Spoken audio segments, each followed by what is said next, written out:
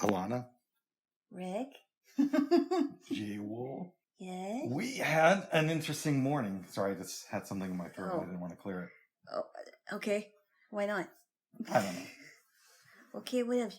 So I think I've discussed this before, but tomorrow I may be going in for an audition for this improv thing. Yes. And it's basically because a friend wants support and, all that good stuff. It's still up in the air. I could cancel tonight. Okay. Or even tomorrow. But Yes. I asked you last night to help me with my resume. Yeah. Because I'm bad with that stuff. Yeah. And I'm still not sure that my resume is up to par, but it's something at least. It is something. At least you have things that you can fall back on. Mm-hmm. Yeah. This morning, I had you print out the resume, which only took about an hour and a half. Well, that's only because it wasn't my screen reader, but there were some things that had to be cleared off of the desktop. But once everything was fixed, it went off pretty well. But I asked you the question, well, if you didn't want to do the resume thing and whatnot, couldn't you just go for moral support? I might do that, but that's not the point I was actually getting at. All right. We often like to joke that your computer was built during the Salem No, witch trial. you like to joke about that. I don't joke about that at all. Okay. And then I asked you if you had a printer, because I'm like, well, why can't you print at your house?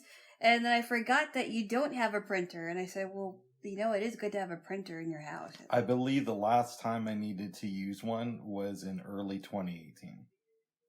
It wouldn't hurt to get you one, bub. I know they will, but your computer actually is a little bit more current than that. And not too new, though, because at one point you asked me to help you, and I tried moving your cursor, and after I moved it, it took like a minute for it to actually move on the screen, which makes navigation a little bit more difficult. So, okay, your rent has gone down significantly. Yes. And I brought up the idea, because you don't want me to give you any of my old technology, of what if you were to buy an iPad? Yeah, I've been thinking about that too, but I thought maybe that would, I think it would be cool just because it's so portable, and I'm a little bit worried about learning how to use learning all the taps for using touchscreens, but it's definitely doable. It's just I'm a little bit worried about that, but that doesn't mean that I can't do it. I think I would have to use you to help me with that, okay? I think I could. Jaylo. Yeah. So that might be something we would want to consider doing in the near future. Like if I'm not able to, if I'm, if the, I'll just say the, should I even mention agency stuff? I don't know. No, you don't have to do that. Okay. There's another way I can get one also. So I guess we could kind of talk about it. There's a program for blind people where they can learn how to use technology, and you can get either a free iPad or iPhone. The problem is, how long is it going to be before you can actually get those classes? Yes. And do you want to live like this while you're waiting for those classes? That's the only problem. Yes. Yes. But anyway, yeah. It's possible that I may save up for one. Did you say that they had them on, and I don't buy stuff off of Amazon much, but you said that they actually sell them on Amazon? They do, but you could also just go down to the Apple Store and get one. Ooh. Yes. That's true. So I'd be willing to help you with that. Jaylo. Is there an Apple Store close to you? There's an Apple Store downtown near Pioneer Square. Oh. Yes. I almost said Lloyd Center, but that's... No, not Lloyd Center. Not true, babe. Isn't that a little bit farther? What? Wait a minute. I'm trying to think. How far is Pioneer Square to the Lloyd Center Mall? It's about maybe a 45-minute walk. Wow, I'm surprised. The way I would do it is I would walk from Pioneer Square to Burnside and then go over the bridge and then walk to 11th and Holiday and then go over to Oh, well. Late summer. Okay. Yes. There is something called the Max, Bubs. I know, babes. You don't have to walk all the way there. Yes. I know, babes. I'm just saying, Bubs. Okay, babes. Yeah, you could make your life a little bit easier. Oh, yeah. Well, that's what I'm trying to get you to do, babes. But sometimes you don't make your life easier either. Like, you don't have a printer on your house. I barely use one, babes. You should start then, okay? Oh, what ifs. So I think he should look into getting an iPad. And seriously look into it. Not just like, I'll read an article from 2011 about it. But that's just me. Bob. Babes? Hey. You're the one making all the unfunny jokes. No, what ifs. Jaylo. Yes. When you were in the shower, I went on the Clubhouse. Yes. And listened to this room. I think the title is Clubhouse Making a Comeback. But when I go in there, it's all these creators bitching about how Clubhouse doesn't help them. And they can't creators? Like creators of rooms? Yes. Okay, so I don't understand that. I kind of see their point. So what they were, an example that was given in the room was, let's take somebody like Tiffany Haddish. Oh, yeah. Uh-huh. Who has millions of followers on Clubhouse. Oh, I didn't know that. But the reason she has that, she's not very active on the app, is because she was friends with people who work for the company. So when you sign up for Clubhouse, they give you a list of people to follow, and if you don't unfollow them, you're just automatically following them. She's one of the people. Oh, wow. Okay, that's really interesting. And so I think their point is, well, why can't they make some of us the people that get recommended more?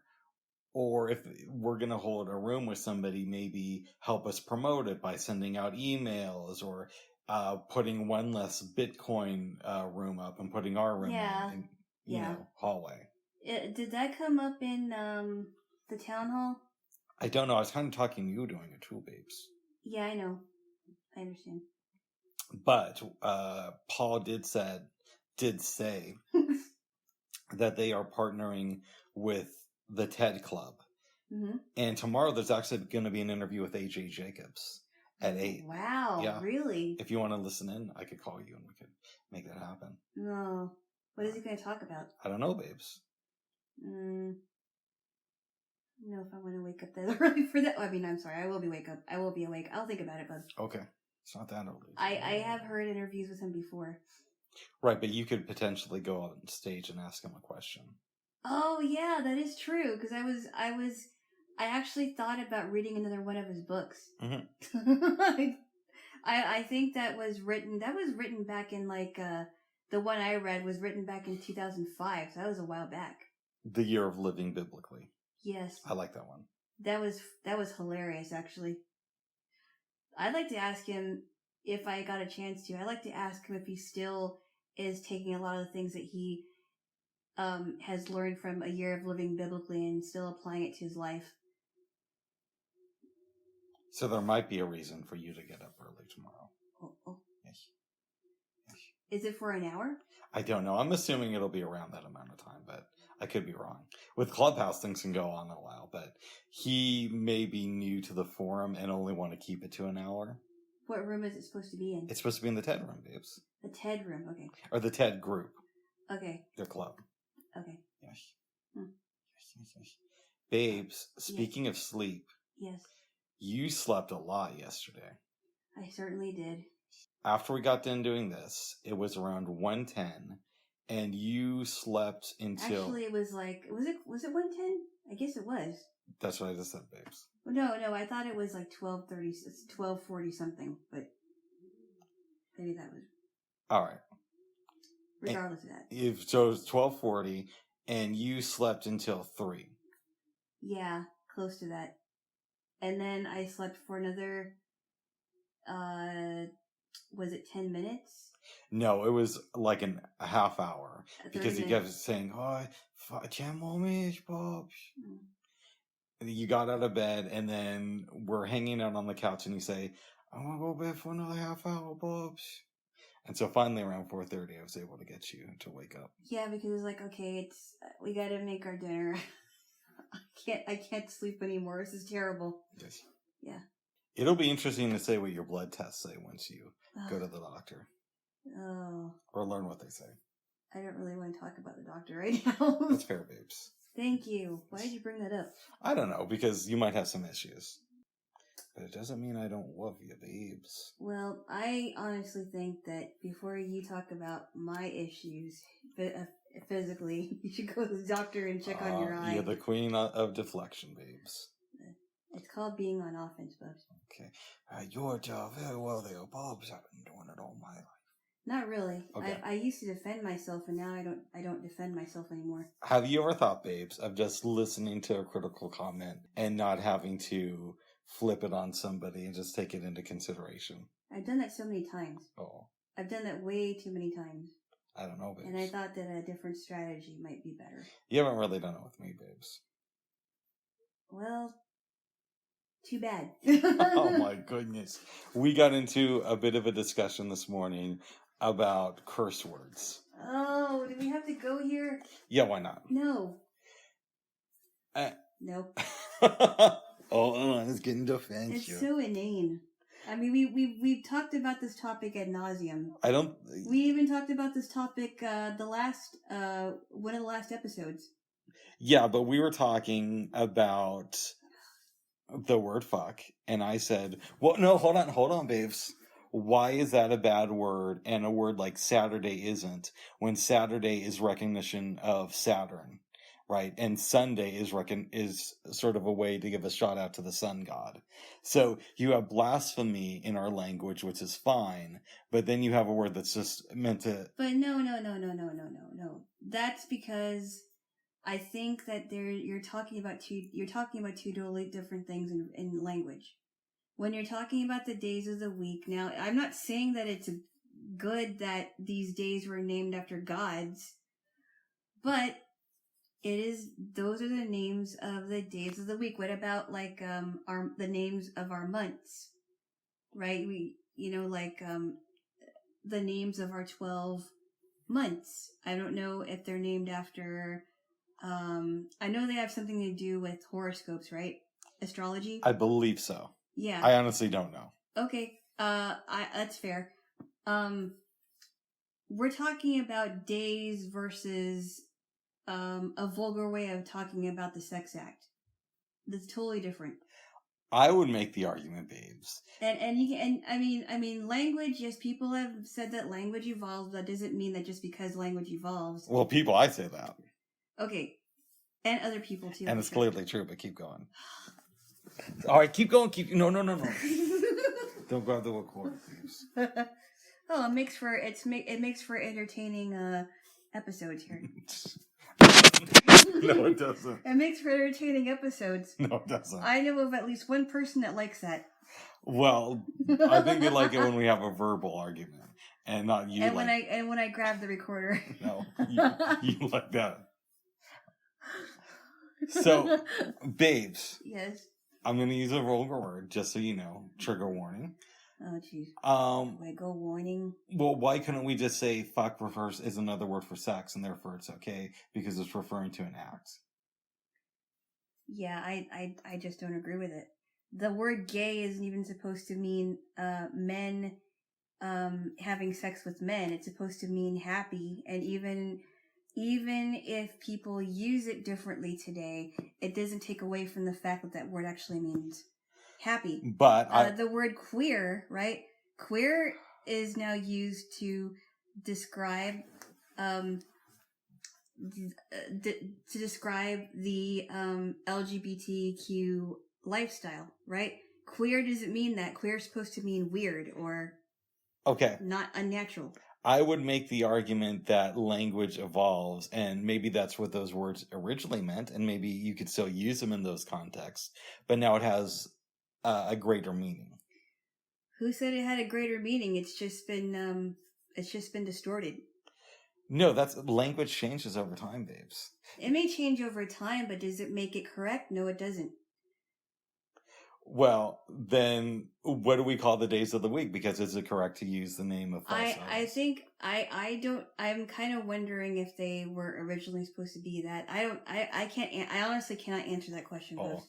then a similar question is how much idolatry is okay in our language, according to you? Well, like I said, I mean, I don't think it's idol worship if you mention the days of the week. It's just they're just named after God. It doesn't mean that you're worshiping idols. Mm. When you're worshiping an idol, it's not as if you're praying to a saint or you're praying to Mary. That's how I think. Or, an idol doesn't even have to be those figures. It could be other things. Let me ask you something. Yes. When people say, thank God it's Friday, are they saying something that would upset your version of God? No. Why not? Because they're thanking God that it's towards the end of the week. Mm. It's not like if someone were taking the Lord's name in vain on purpose. But couldn't you make the argument, babes? And I honestly, I should know this, but I don't know what God the day Friday is supposed to be in reference to. But at one point, if somebody used that sentence, it would be idol worship. Who says? I'm saying, couldn't you make that argument? No. Okay. It's not. I don't think you're making a very good argument for this one. Because you're not making a lot of sense. I think I am. No, not really. I'm saying at one point in time, if you use the sentence, thank God it's Friday, it may have had a very different meaning than it does today. I don't know about that, love. Oh. I love you, babes. Ah. Yes, white babes. White. Well. Now, didn't you tell me that the word fork used to be a curse word? No.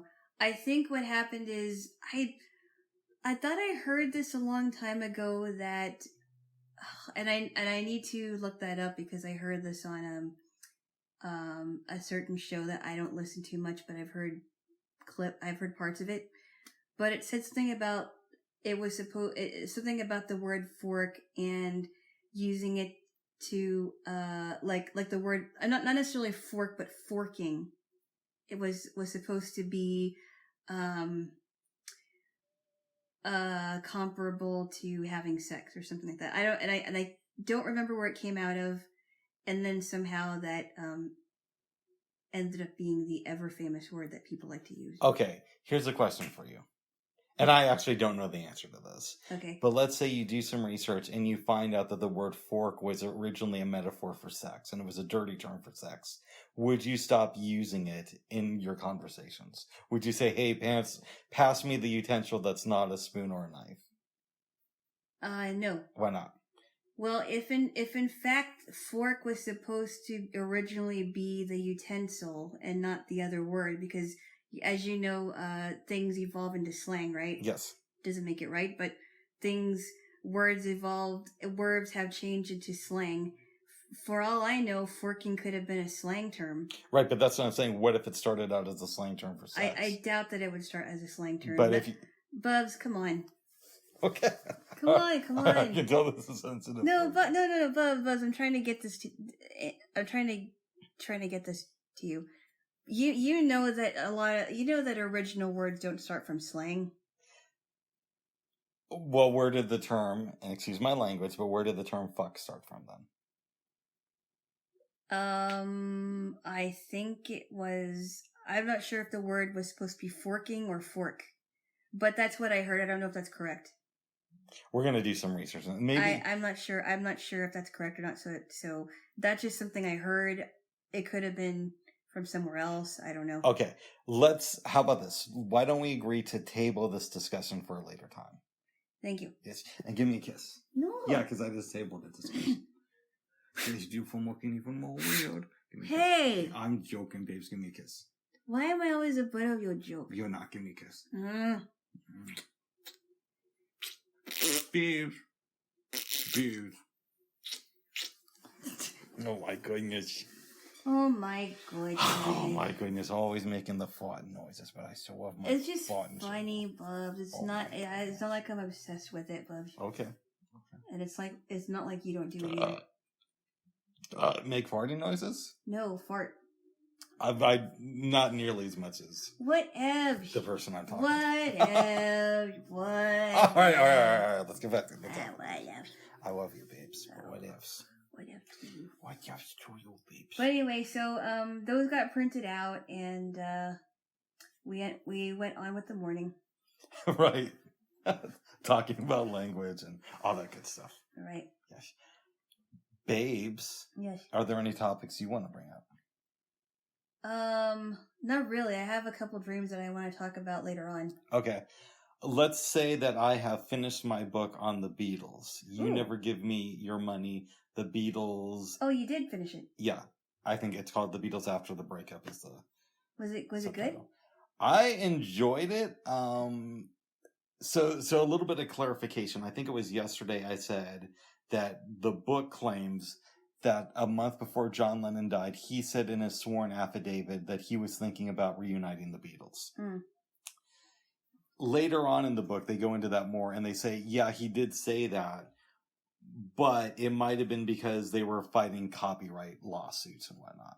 That he was, he said that so to get people to back off and side with them. And because they were always entangled in lawsuits, apparently. Really? Yeah. What are you doing, babes? Oh, I'm putting some Ringo oil on. Okay. So that was fascinating about all the lawsuits that they were a part of over the years and how Paul McCartney, I think he re-signed with EMI in the late 70s. Might have been early 80s. But anyways, when he re-signed, they gave him a higher percentage off of the Beatles catalog for every time they sold an album. Yeah.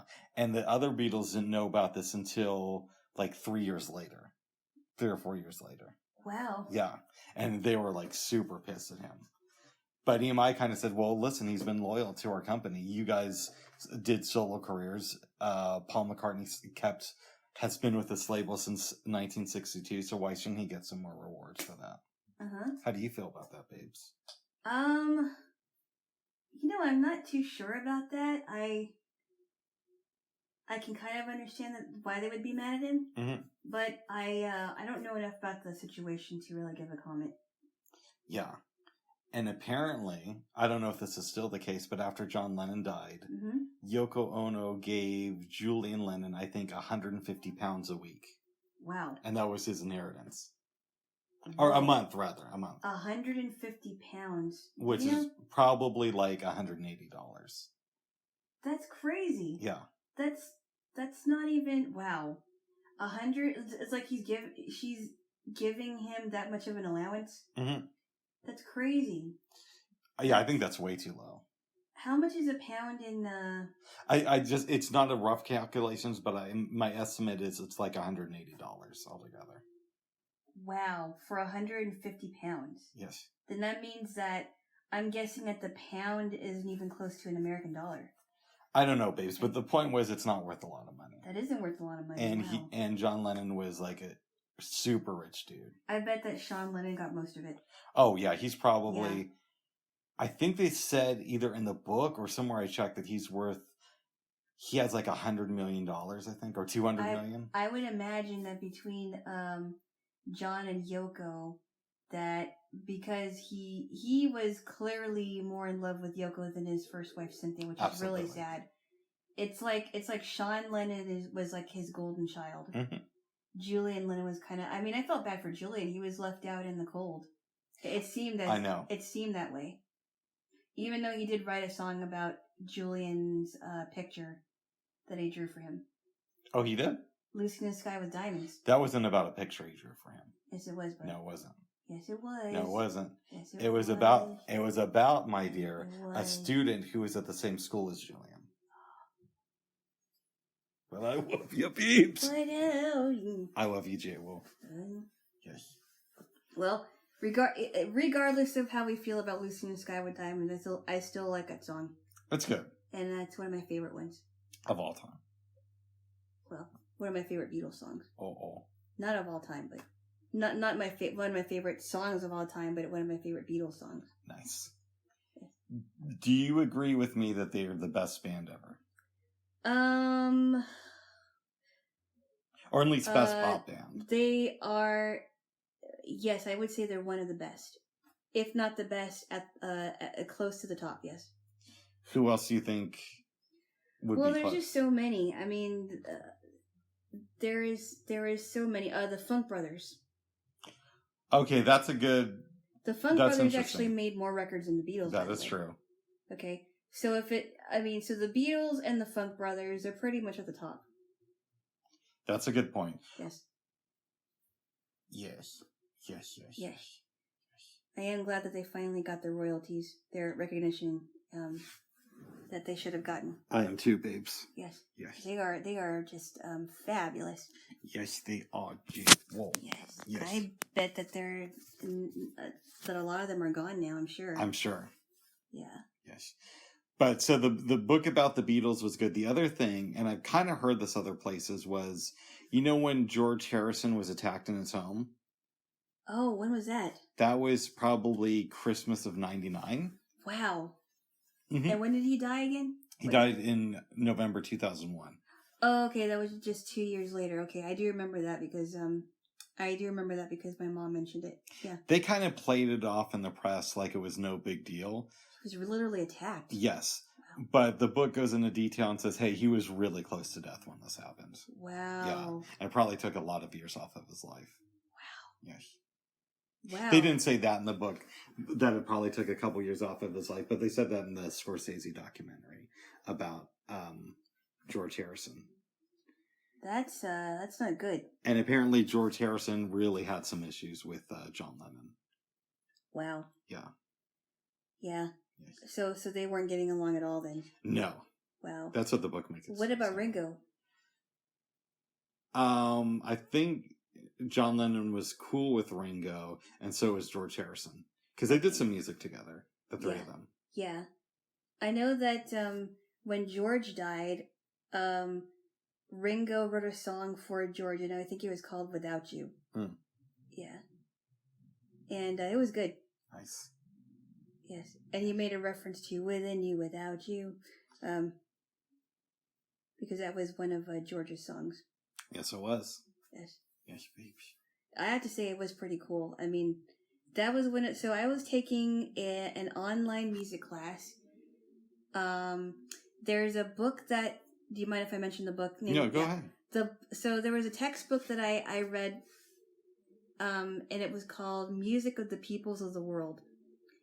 And it was for an online class that I took, and one of the countries we were studying was the music of India. And one of the songs that we had to listen to for a recording was George Harrison's Within You, Without You. It was really cool, actually. Nice. Yeah.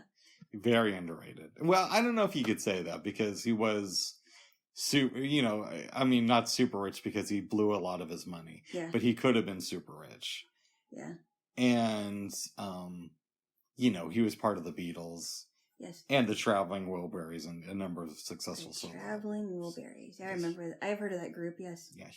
That was before the Beatles, of course, right? No, that was after the Beatles. Babes, how do I know this? And you were going. Ugh.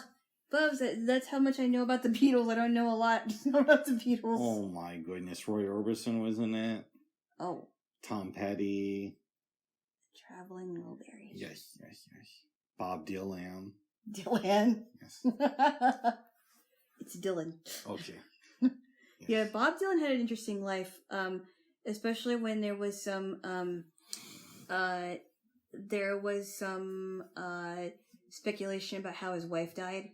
I didn't know that. Something about that, like his wife. I forgot if he was married once or twice, but his wife died suddenly, and I can't remember what happened with that. Oh. Yeah, he's an interesting guy. Yes. Yeah. Doesn't really know how to sing in tune, but he writes some good lyrics. Yes. How did it feel? Oh. Yes. Is there anything else you want to discuss, babes? No.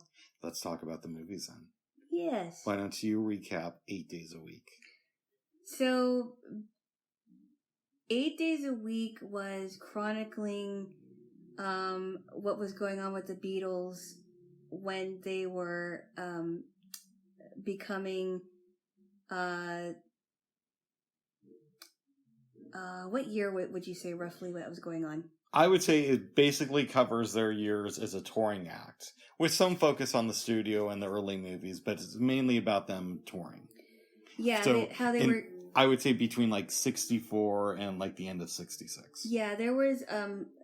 They were talking about how it was touring and how big they were getting in the UK, and that they went to America and they didn't realize just how crazy the women were in America, because some of them were.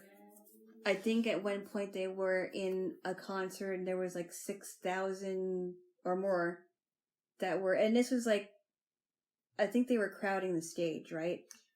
Yeah, there was one show like that, but they did shows for like 70,000 people. Right. On the regular. There was a lot of things that came up, like, that was around the time of segregation. And I think that Paul was saying something like, this is really stupid. This is going on in the U.S. We're not going to go if the concert is segregated, because everybody should be able to hear our concert no matter what color they are. And then Fox News attacked him for that. Bubs! All right, sorry, bad joke. Keep going. Stop it. Concentrate here. All right, go ahead. We're not attacking news outlets. Go ahead.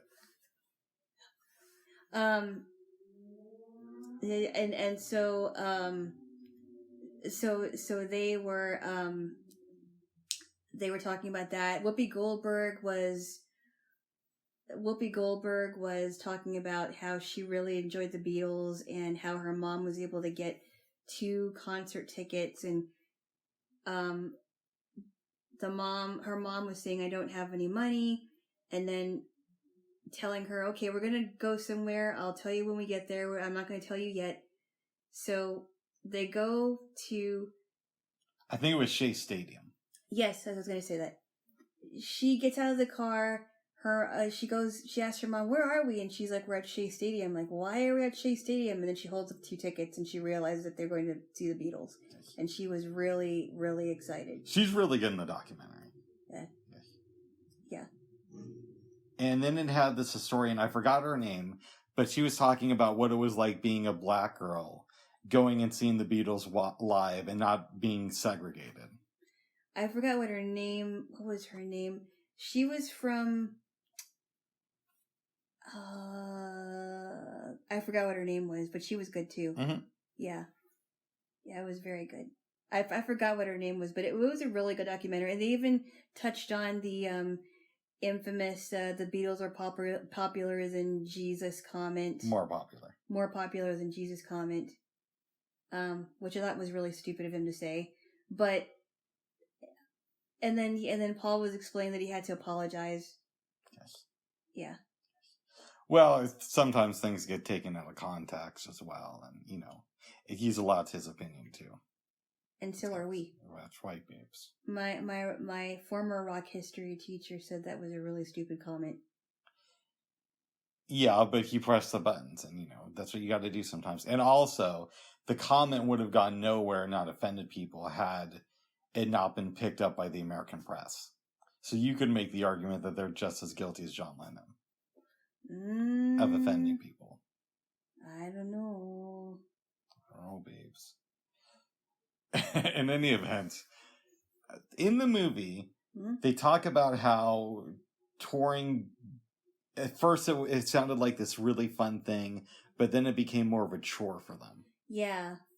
Yeah, I really enjoyed how, before that was going on, how they showed clips about them being, clips with them in the studio and kind of goofing off, and that when they were in their studio, that's when they were in their element. What I'm wondering from you is, what can we learn from this movie about adjusting to our environment? That's a good question. What do you mean by that? At the beginning, Mhm. They're thrilled to be in America. They're excited to perform for people.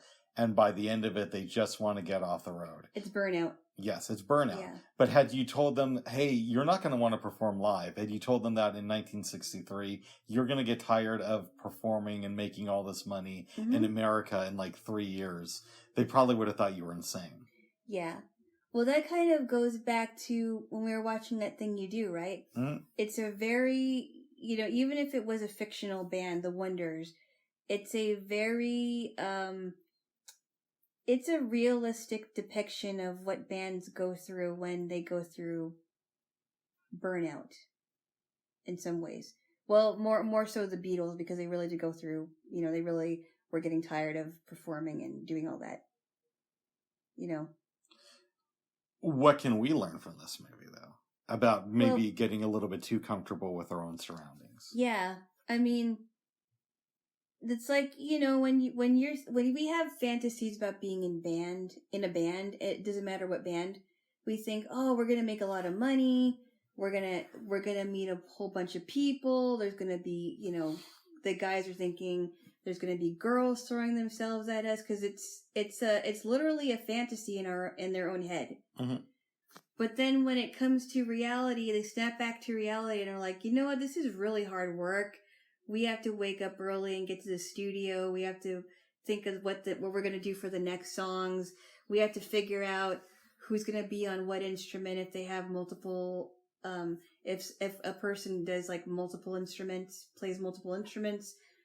And it's just, you have to work together all the time, and tension can come up, and tempers might flare, and you have to figure out how to work with people. And if somebody isn't showing up, like you said, right? Yeah.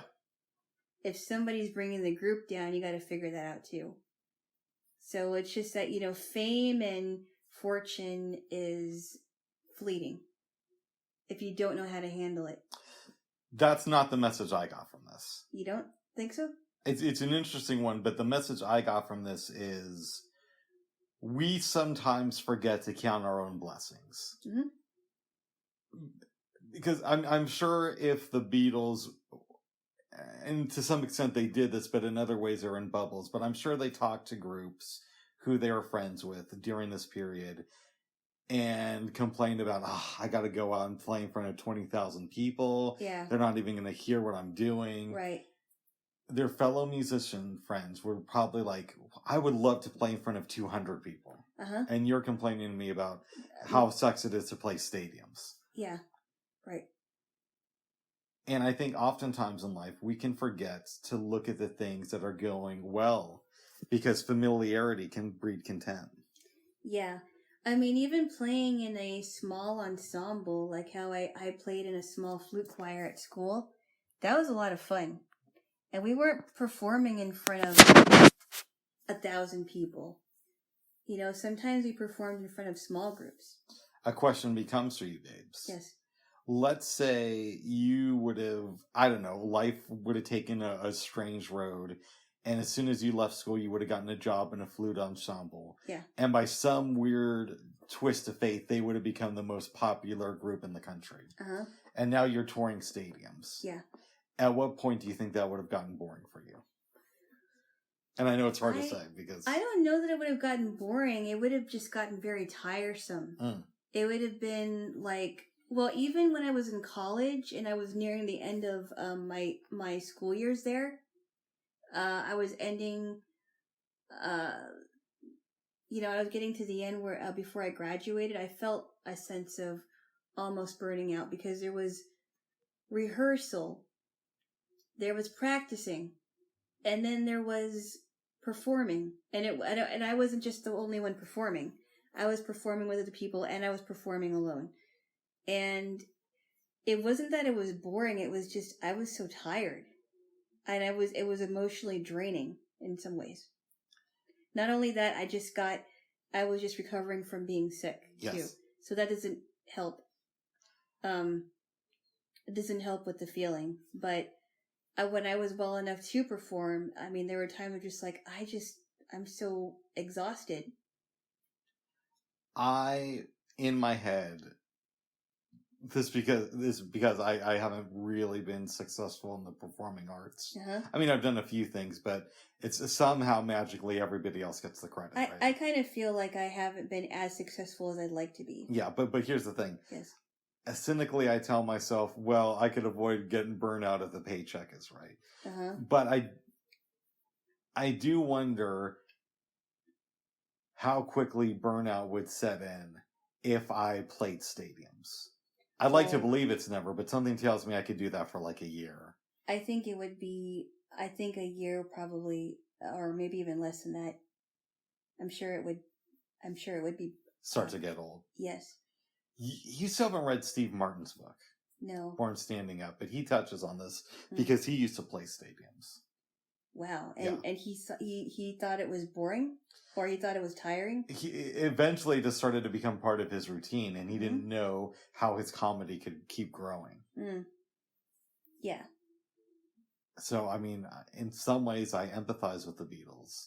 And I know that, at least I gather from what I've read of different books, that before they broke up, Paul McCartney had the idea of, well, what if we took the Beatles on the road again, but we played college venues to sort of get back in touch with the people, play smaller audiences, that type of thing.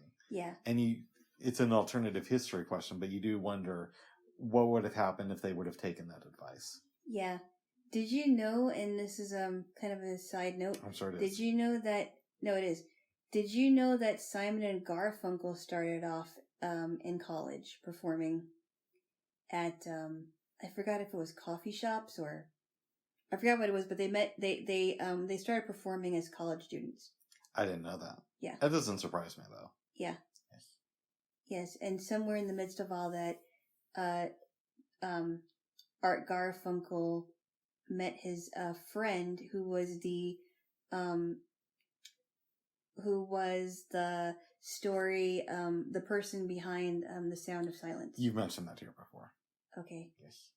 Sorry, Bill's You're about to mention it again, okay? I love you, babes. Okay. Yes. I love you too. Yes, oh God. Is there anything else you want to say about this documentary? No, it's just so interesting to think about touring, going on tour with a band and burnout and how you can avoid it. Mm-hmm. Yeah. I think, too, if they would have had more breaks, who knows what would have happened. Yeah. Yeah, I mean, they were just going. It's weird to think about that they would, at least for the first couple of years of their career, release an album every 6 months. And now if you release an album every 2 years, that's considered a lot. Mm. I've always thought of that, like, how much more prolific the artists of the late 60s were compared to now. Yeah. How do you think about that? What do you think changed? Oh, about the prolific, like the writing of the artists and stuff? Yeah, why do you think it is that we don't get albums as frequently from artists as we used to?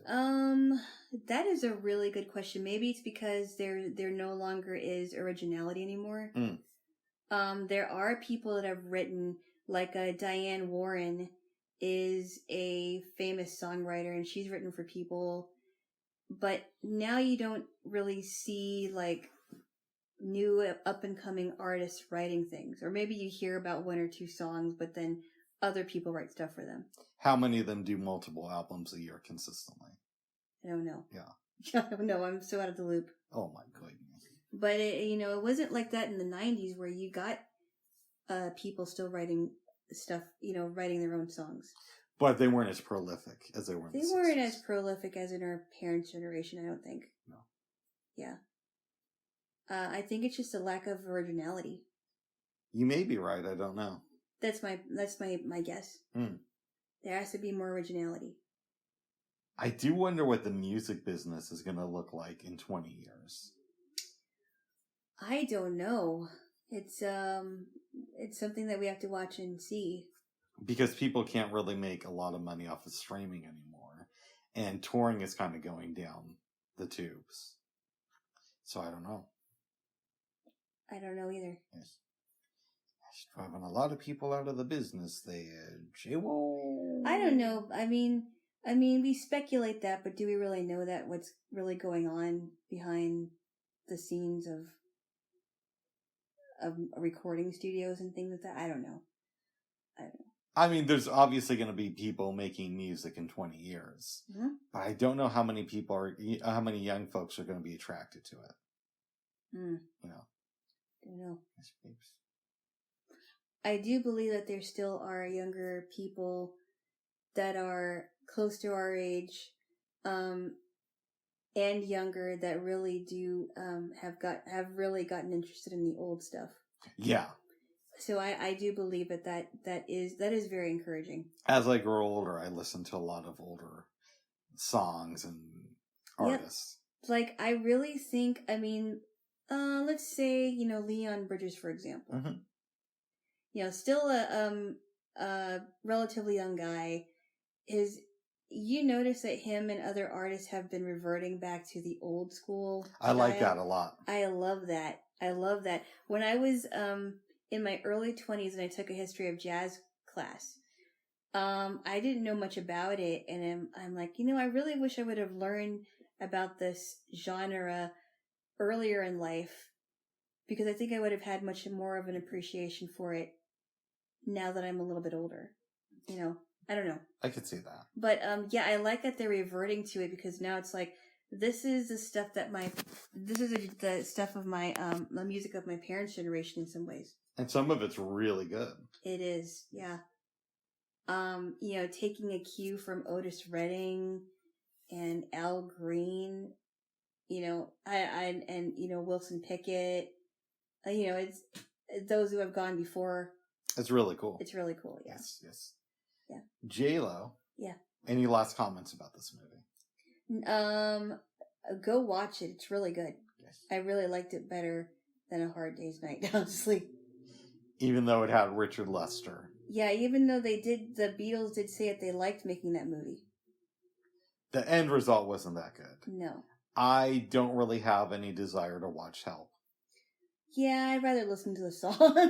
Song's great. The movie, I don't know. They said that they weren't really in it when they made it, so. Yeah, they were like focused on other stuff. Yeah, they weren't really, putting their all into it. So I'm like, why do I want to watch that? Mm-hmm.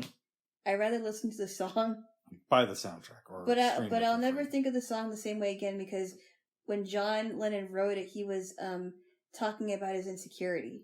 I knew that story already, but it's still good to hear again. Yeah. Yes. Well, I didn't know that, going into that. Good. Yes. Jaylo. Yes. I told you about a documentary called A Band Called Death. Yeah. We should say, I said it was about a soul band, and I was dead wrong. And he said it was about a reggae band too. Yes. Part of my confusion was I watched it when I was very, very, very sick. Mm-hmm. About, a little over 7 years ago now. Yeah. Wow. Right. And so I wasn't quite sure what was going on with anything at that time. Yeah. Because I had a health situation, a health scare there. Jaylo. That's right, but you got over it. I did. Jaylo. Yes. It's not about that. No. It's about these brothers who were in a hard rock band, kind of punk, and it's called Death. And they were from the church. They were from Detroit. No, you know what I mean. They were raised in the church. They were raised in church because their father was a Baptist pastor. Babes, yes. Are we all from God? Some of us, yes, we are all God's creatures, but not all of us are children of God, Bubs. Oh. There's a difference. Oh. But I'm an adult of God. Despite that. Go ahead. Regardless of that, let's move on. Irregardless of that. Irregardless. The dad was a preacher in the church, but both the parents were into music. And in fact, they mentioned the Beatles at one point and say, it was our parents who made sure that we sat down in front of the TV and watched the Beatles on Ed Sullivan. And then I think one of the brothers, I think it was Dennis, right? The one who was with the drummer said that he would watch Ringo Starr and him playing on the drums. Mm-hmm. And one of them watched John Lennon on guitar and Paul McCartney. Oh no, I'm sorry, it was Paul McCartney. Paul McCartney on guitar. Paul McCartney was on bass. On bass, I'm sorry. Paul McCartney on bass, and then and so he picked up the bass, and the brothers started playing together. Yep. It Their was really interesting. parents were very encouraging, it sounded like. They weren't like the type of family where even though they were preachers' kids, the parents would say, don't listen to this music. Mm-hmm. And who would have thought they would encourage them to be in a rock band of all things? They said that according to their mom, they were allowed to play music from 3 to 5 in the afternoon. To 6. I'm sorry, 3 to 6 in the afternoon was their rehearsal time. Yep. And they could just play, which is so cool. It is very cool. And I thought it was really funny because they wrote a song called Keep on Knocking, and it was because people would knock on their door or window and they're like, turn it down, it's too loud. And all these girls would come to the window, stop it. But they converted their room into a recording studio. And but what I thought was really interesting, what? I think it was a jam area, not a recording studio. Well, whatever, jam area, recording studio, what have you. Oh, you were about to go for the bit, but keep going. Wait. All right, keep going, babe. Keep talking. What I thought was really interesting was that their brother David didn't think of a name for the band until their father died in a really bad accident. That's what's implied in the movie. Yeah. Yeah. Well, no, it's what's said. No, they talk about the dad dying, then they mention David coming up with the name for the band. Yeah. So it's implied that realization happened after the death of the dad. Yeah. So in 1974, they became Death. They became Death. And because they're in Detroit, a lot of music is being made. So David opens up a phone book to the music session, throws a dart, lands it at the name of the studio and says, this is where we're going to go and record. Yep. They go there, meet with people, play their stuff. Mm-hmm. And some people in the company are a little bit hesitant, but they let them make some master tapes. Yeah. And I try to get them played for different executives. At one point, Clive Davis shows an interest in Death. Yep. But the sticking point is with the name. And he said, well, you can't work with me until you change your name because no one's going to want to buy your records. Mm-hmm.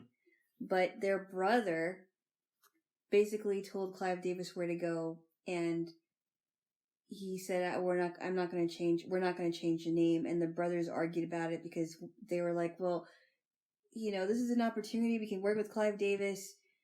And he's like, nope, I'm not going to do it. I'm not going to change it. We're staying Death. We're going to be Death. Yep. Didn't want to change. Nope. They independently released a 45. Mm-hmm. And some of the local stations play it, but it's very sporadic. So maybe late at night or once during the weekend. Yep. But it's not getting enough airplay to where people hear about it enough to go out and buy the record. Mm-hmm. So the band ends up moving to Vermont because a relative of theirs invited them, one of their uncles. And David, along with his brother, stay out there for like 7 years. They try to get music going out there. At one point, David's throwing up all these flyers for Death. Yeah. And police come to the door because he thinks that he's starting a gang. He's like, no, actually, we're a rock band. So the policemen say, you're never going to get off the ground with that. And David decides to leave and go back to Detroit. The other brothers stay. Yeah. Start a reggae band called Lamb Spread. Yeah, I think it's Lamb's Bread. Oh, is it Lamb's Bread? I don't know. I think it's Lamb's Bread. I thought it was Lamb Spread. I think it's Lamb's Bread, but I could be completely wrong about that. Okay. I'm going to think you're completely wrong about that. Hey. Okay, or you're completely right about that. Who knows? Oh. But Lamb Spread, I think, starts to grow in popularity. They're not Bob Marley or Steel Pulse. But they're like, the people in their state like that music, and when they had, sons, they really thought that, they really considered them just a reggae band. Yeah, eventually the brothers have kids, not David. He's going through his own troubles. He does get married. David That's does right. get married, yeah. He does. He eventually dies in 2000.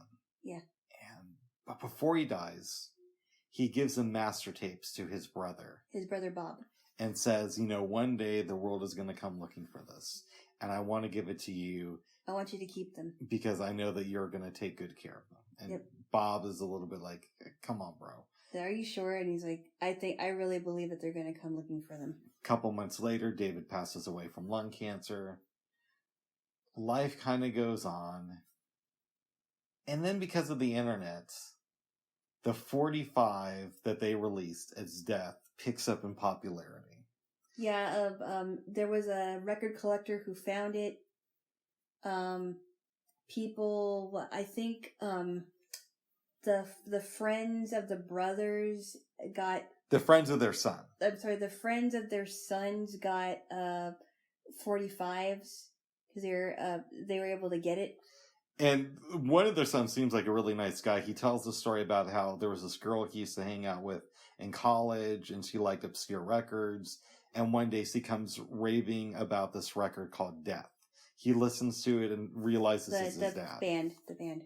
What did I say? You said the record called Death. I don't even remember what the record was, but... Well, you know what I'm talking about, babe. Okay. You know what I'm talking Hey. about. Okay. You tickle me a lot. I know. This morning. Tickle again. This morning, babes. Oh, what? I started to tickle you, and like, you can't tickle me. And I said, but you tickled me a lot yesterday. And you're like, yeah, well, yesterday. That was yesterday. Well, I love you, babes. Today's a new day. Okay, babes, what else? Okay. Tickle twoosh. Tickle twoosh. Thank you. Yes. The record starts to pick up in popularity online. Mm-hmm. And eventually there's talk about it getting reissued. It does. But the kids decide, well, it's great that our dads, our fathers have a record out, but how are people ever really going to hear about this stuff? So they start performing it, and they use the name that their uncle recorded a song as, like the last song he ever did. I forgot the name. Rough Francis. Rough Francis. I thought Rough Francis was his nickname. No, Rough Francis was what David called himself in his last recording session. Oh, okay. And his brothers backed him up. Right, because because they were always taught to back up your brother. Yeah. So David's nephews go under the name Rough Francis and start performing.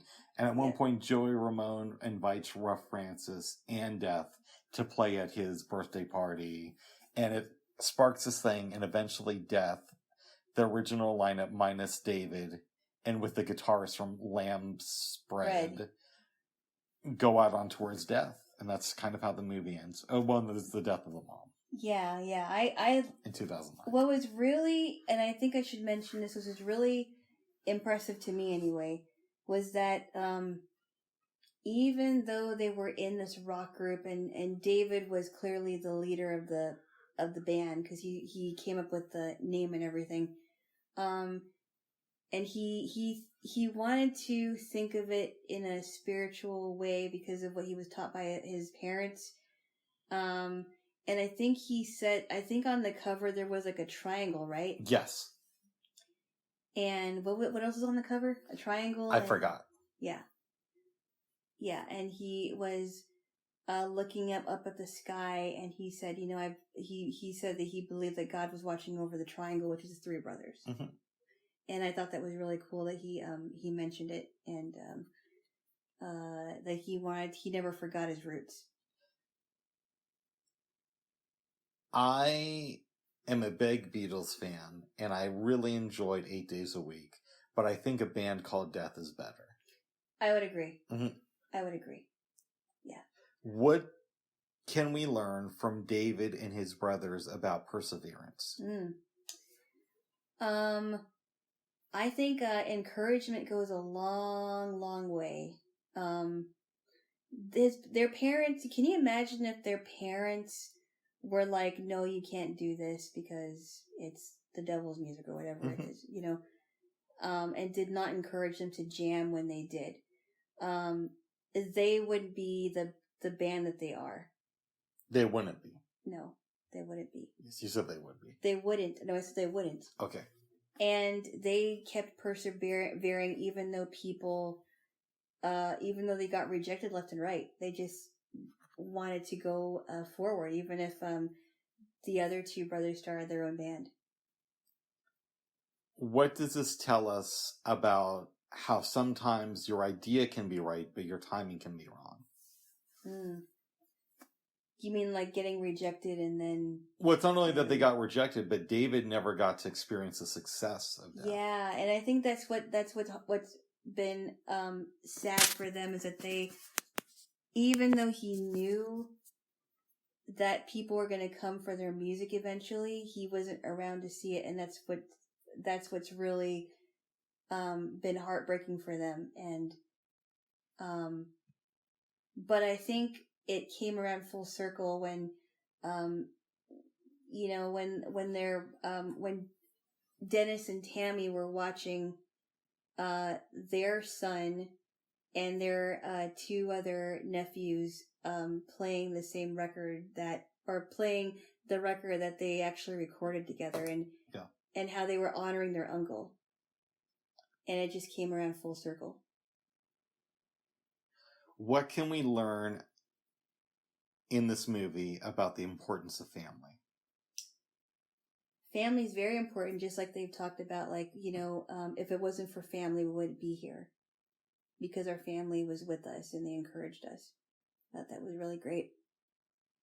Even when they were going through hard times and when David was sick and all that, they were helping each other. Do you feel sorry for David? I felt bad that he had to resort to even more risky behavior with his tobacco and alcohol addiction. Mm-hmm. Because he just couldn't deal with it. He couldn't deal with rejection. He was tired of it. And he never said anything to anybody about how sick he really was. Yes. And I did feel bad for him. I really did. Of course. Oh. Yeah. Are there any questions about this movie that you have for me? Did they, was there a clip of their mother? I think at the beginning of the movie. Before she died. Yeah, they had her talking. Yeah. They really did seem like a close-knit family in the clips. Yeah. And I liked how they talked about their parents so fondly and how they really, really encouraged them to go after their dream. Would you recommend this movie to your family? I would. What would your elevator pitch be to them? I would say don't let the title fool you. It really is a good documentary. Don't let the name of the name Death scare you into not watching into not watching the documentary, because it really is good. It is good. Yeah. What would you give it on a scale from 1 to 10? I would give it a solid... Oh, no. I give it a strong 8. I agree. I think I'd give 8 days a week at least a 7.5. Mm-hmm. It was good. There was nothing really I had a problem with, but I think a band called Death was better. Yeah, it was. It was. Do you have any questions about a band called Death for me? Was there any follow-up things that it said at the end of the movie that you didn't read about? I don't think so. If there was, I missed them. Okay. Yeah. I would imagine that if the three brothers are still alive, that they're still performing. I don't know. You never know. Yeah. Because it can be hard to play rock music at a certain age, and Right. I mean, they are older. Yeah. But I mean, wow, they sounded really good. With the clips. They did. They had, yeah. Yes. And I thought it was interesting because when I don't remember what Dennis's son's name was. It might have been Bobby. I can't remember, but he's like, I listened to the record and that was, Politicians in My Eyes. And he's like, that was clearly my dad's voice. There's no mistaking it. I thought that was great. I don't believe you are a hard rock fan. Not really. But does watching this movie make you want to listen to the brothers' reggae band? I don't know. I mean, I like reggae. I do like reggae. It is a fun genre to listen to. But I don't know. I mean, I did grow up with it, for sure. Okay. Yes. Well, living in Hawaii, it's kind of hard not to have a little bit of a reggae influence. Right. If you're a music person. Right. Yeah. Yes. I may have told you this, babes, but when I lived on Kona, I would go to Borders Books a lot to buy CDs. It's a great bookstore. I think I went there at least twice. I don't think they're around anymore. I don't think they are either. But they used to have like a little cafe, and you could also buy a bunch of CDs. That was fun.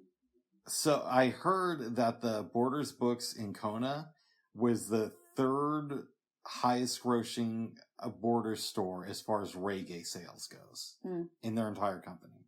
Wow. Yeah. So remember that group in the 90s called Big Mountain? Vaguely, yes. They did a version of a song, I Love Your Way. Mm-hmm. They were pretty popular in the 90s. They did a song called Touch My Light. Yeah. Yeah, they were super popular. Oh. I only remember 2 of their songs. Were they from Hawaii? No. Okay. I'm guessing they may have been from the Caribbean, or I think, but the group is called Big Mountain. Nice. And I bought my friend a CD from Borders. This is around Christmas time. That was my present for her. Well, good, but that was a different Borders than the one I went to. I mean, I've been to that Borders. Was there one in Waipahu? I don't know. I'm thinking about the one that was on Kona on the Big Island. No. I went to the one in Honolulu. Okay, I went to that one too. The one on was it in Waikele? Or? It's like close to Ala Moana. Okay, I'm not sure. I think there were different. I think there were a couple of locations because my friend lived in Waikele at the time, which is in the Leeward district, and I can't remember which Borders we went to, honestly. Nice. I think there were a couple, but I like that bookstore. Yes. Yeah. Jaylo. Yes. Is there anything else you want to say about a band called Death? No. I think you should watch it though. I think people should watch it and give it a chance. Yes. It's very good. It was really raw and honest. Mm-hmm. Yeah. Here's another question for you, not about the movie. Yes. What self-love exercises do you plan on doing within the next few days, if any? I don't know, honestly. That's a good question. There is that email I need to read, and I really don't want to, but I need to get it off my chest. I need to get it over with. Yes. So I can learn how to deal with it. Whether or not I respond, or whether I just delete the email and that contact, I don't know. That's one of the things. Nice. Yes. I Yes. need to lose some weight. So I'm going to be exercising a lot more and looking at my diet this week. Okay. Yes. Okay. Yes. I really do need to start jumping on the trampoline again, because I really like jumping on that thing. Mm-hmm. Even if it's just for like 15 minutes a day, or 15 minutes here, or so, or not 15 minutes. I'm sorry, it's a long time. Maybe a couple of minutes, even 5 minutes, 10 minutes. Nice. Just to get the blood flowing, and it's not it's not too strenuous, and it's good to get the blood flowing. And I'm also excited about next week. We are going tandem bike riding, babes. Woohoo! On Saturday. Yes. Yes, the second time this summer. Gonna be good. It's gonna be great. I'm looking forward to it, Jaylo. Oh, so am I. So am I. And I'm sure the weather will be beautiful. I hope so. I hope so. None of this 110 degrees Oh. nonsense. Oh, yeah. I mean, well, it was quite hot when we went. I think it was like 80. It was like in the mid 80s or something, but it was still.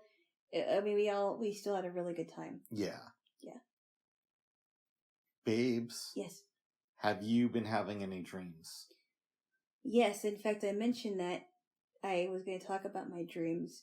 There was one dream that was really weird, and there was another one that was scary. Good. I'll tell the weird dream first.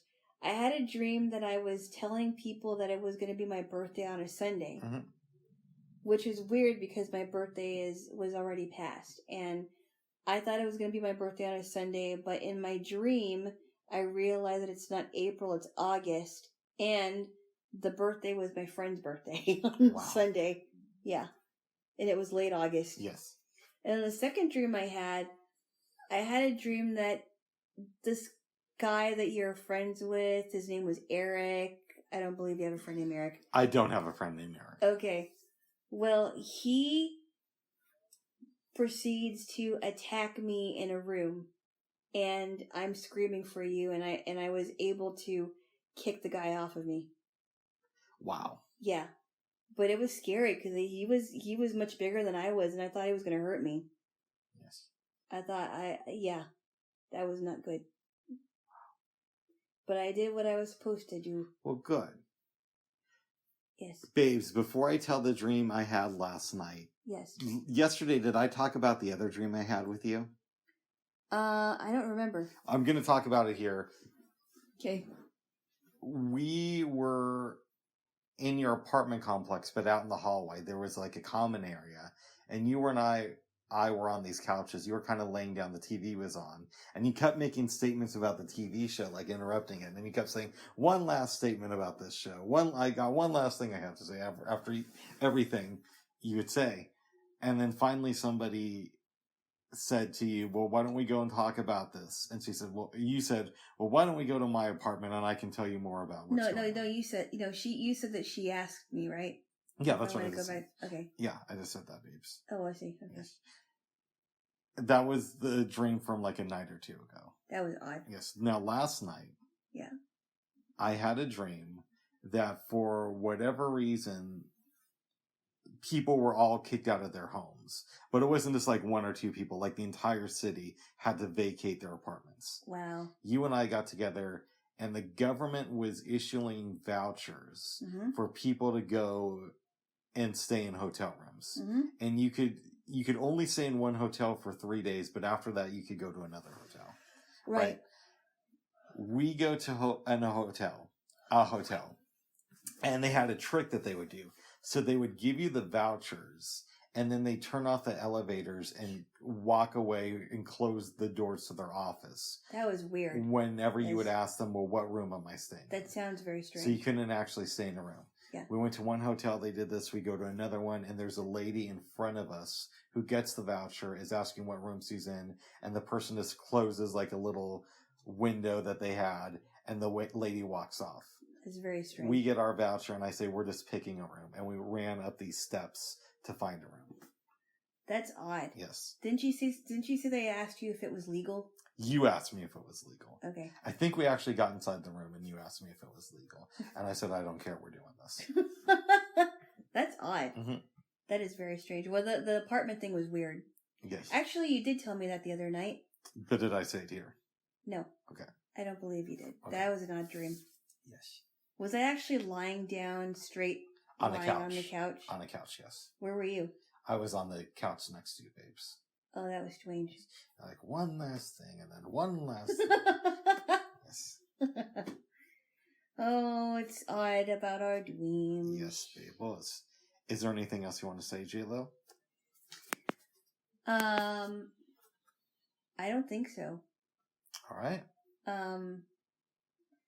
Yeah, I don't think so. I think it's pretty much it. I think we're good. I'm going to steal a cup from you.